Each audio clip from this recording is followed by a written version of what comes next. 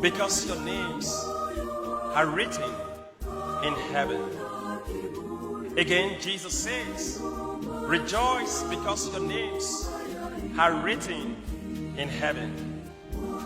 When we flash our mind back to the Beatitude, Jesus reminded us, blessed are the peacemakers, for they shall be called the children of God. Meaning that for us to say we are children of God, our behavior, our character, our disposition must be one of peace. What is peace? Peace is a state of tranquility, a state of without worry, a state where we do not bother about the cares and worries of this life. The cares and worries of this life are antithesis to the promises of God.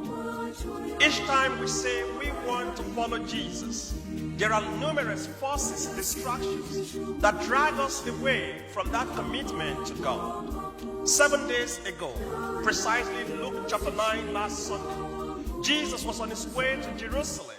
He stopped at the town of Samaria and he began to call people, come, follow me. And some people said, I cannot come. And what was the reasons given? One said, I just married a wife. The other one said, I have a commitment. And the third one said, I just bought an oxen. And Jesus said, leave the dead to bury the dead. You come, follow me.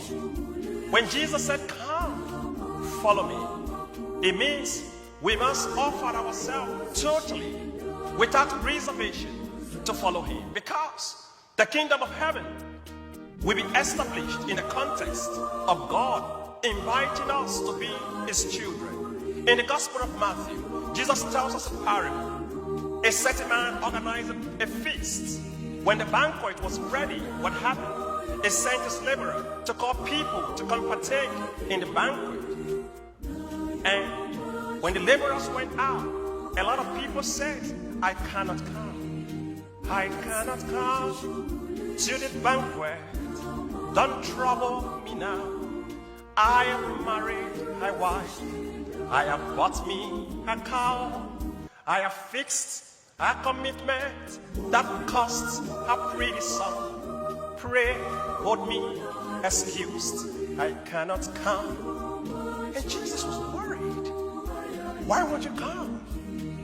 Today, we find a challenge of responding to Jesus. Every commitment to follow Jesus comes with its own challenge. And Jesus Christ says, no servant is above his master. Since Jesus suffered, the disciple must suffer. Since Jesus was maligned, the disciples will be maligned. No servant is greater than the master. Today, in Luke chapter 10, the disciples went to the field to preach the good news. While they were in the field, Jesus instructed them, the first thing you should say is, peace be with you. When I began the Mass, after calling the name of the Trinity, in the name of the Father, and of the Son, and of the Holy Spirit, the first thing I said to you was, peace be with you. And the last thing I will say to you at the end of the Mass will also be, go in peace. Why do you think peace is important? I think peace is important because in our world today, an eye for an eye, tooth for a tooth, we live our world with people who are blind. We have every right and every reason to revenge the evils that have been done to us. But we must follow the pattern of Jesus. The prophet Isaiah says, he was led like a lamb to the slaughterhouse. He did not hide his face from shame. He did not hide his face from spitting. Ours were the sorrows he carries. Ours were the suffering he bore.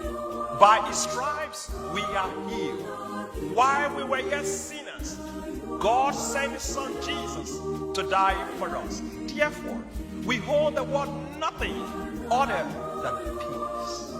Jesus knows very well the disciples were ready to revenge his deaths. In Jerusalem, Jesus was crucified. In Jerusalem, Jesus was falsely accused. In Jerusalem, they nailed him. In Jerusalem, this guy cried, Father, Father, why have you forsaken me?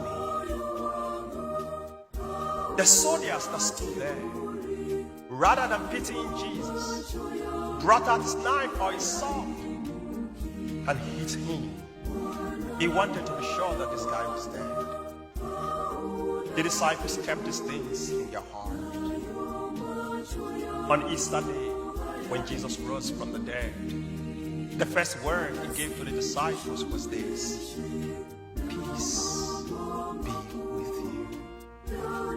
I give you a peace, my peace I leave with you. Not like the one the world will give. I give you the peace the world cannot give you. When the disciples had this instruction, Jesus was actually teaching them contentment. The woman who is peaceful is contented. The man who is peaceful is contented. Families that have peace are families that are contented.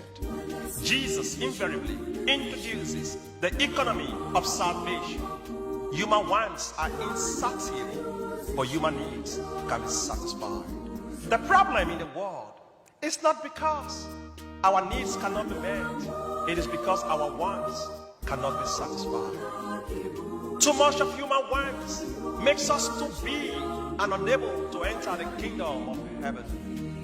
Jesus says, as you go to the world, take no spare tunic, take no spare sandals, take no spare sack. The spare tunic represents any other attachment we have other than Jesus. The spare sandals represents every other consign that come in the way of the Lord. The harvest is rich, but the laborers are few. Send the Lord and ask him to send laborers to his harvest. The harvest the Lord is sending you to is not too far away. You don't need to drive too far. Just look at your wife. That's your harvest. He just wants you to show her peace.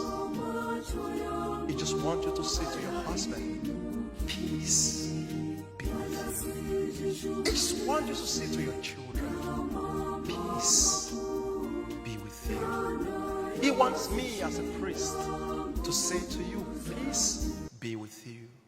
When the challenges of life come to us, they will drag us out of the synagogue. Last month I was here on Pentecost Day. I said to you, 50 persons were killed in my country during Mass. And I said to you again, a Sunday after, 2 Reverend Fathers were killed. And I'm saying to you again, last Sunday, a priest from a diocese close to mine was just coming out from the rectory to celebrate the Mass. And people came and dragged him out and killed him. And yesterday, 2 priests were going for Mass and they have been kidnapped. What should I preach? Violence? No. Peace is what we will preach. The devil doesn't like peace. The devil is a very rough person. That's one thing I don't like about him. He's a very rough guy, always causing problems. I don't just like him. I like Jesus. He's a very peaceful man. Let's forget about this devil because it doesn't make sense to me. How are you doing? So, he was invariably saying to the disciples that if you believe in me, if you trust in me, I will provide all that you need. My food is to do the will of my Father. And the prophet Isaiah gives us an example how God fulfills his promise. Many years ago, the king Nebuchadnezzar came to Jerusalem and destroyed the kingdom of Judah. More painful, the altar of sacrifice and the temple of Jerusalem was destroyed. The people of Israel were pained. They looked for that day when the Lord will revenge the destruction of Jerusalem. Today, the prophet Isaiah began to shout, rejoice for Jerusalem. Be glad for her. The Lord will send peace flowing like a river upon Jerusalem. Jerusalem shall know peace. In the same way, St. Paul reminds us, if there is anything you must be proud of, the boasting of the cross of Christ. You were not saved by your wealth.